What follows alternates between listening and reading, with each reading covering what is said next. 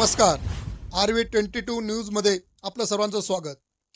हर्सुल येथे स्थानिक भूमिपुत्र बैठक संपन्न. येत्या काही महिन्यात आगामी विधानसभा निवडणुकीला सुरुवात होत आहे. गेली 15 वर्षे इगतपुरी त्र्यंबकेश्वर मतदारसंघामध्ये बाहेरील उमेदवार होते, पण त्यांच्याकडून पाहिजे तितका विकास झाला नाही. म्हणून यावेळी स्थानिक भूमिपुत्रांची मागणी या बैठकीमध्ये जोरदार करण्यात आली आहे. हर्सुल बाजार मार्केट यार्ड या ठिकाणी स्थानिक भूमिपुत्र आढावा बैठक आयोजित करण्यात आली. इगतपुरी त्र्यंबकेश्वर मतदारसंघ यावेळी स्थानिक भूमिपुत्राला संधी मिळावी आणि स्थानिकच भूमिपुत्र निवडून आणावा असा संकल्प केला आहे. यावेळी त्र्यंबकेश्वर तालुक्यातील इच्छुक उमेदवार रवींद्रभाऊ भोये व इगतपुरी तालुक्यातील इच्छुक उमेदवार गोपाळ लांगे यांनी आपली भावना जनतेसमोर व्यक्त केली आहे. यावेळी मान्यवर माजी आमदार गांगड बाबा, ज्येष्ठ नेते भिऊ बाबा महाले, इगतपुरी तालुका अध्यक्ष संपतजी काळे, माजी जिप सदस्य लक्ष्मी माळकर, युवासेना उपजिल्हाध्यक्ष मिथुन राऊत, माजी सभापती इगतपुरी तालुक्यात अनिता घारे, डॉक्टर रघुनाथ भोये, भाजपा तालुका अध्यक्ष विष्णू दोबाडे, भाजपा जिल्हा सरचिटणीस जयराम भुसारे, ज्येष्ठ नेते विष्णू खाडे, आदिवासी कार्यकर्ते सोमनाथ घारे, सरपंच काशीनाथ वळवी, उपसरपंच अखलाक शेख,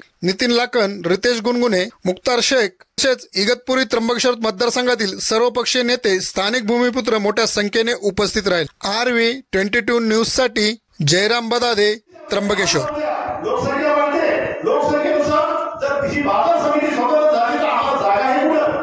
एवढी जागा आहे. त्यावेळेस तो विरोध करून ही जागा थांबवली आणि भविष्यामध्ये परत बंड पुकारला आणि शिवाजीला चेअरमन आम्ही केलं. ते बंडाला पहिला मी होतो आणि हे जागेचे वाचून ते एमएससी कॅन्डिडेट कर्ज भरला.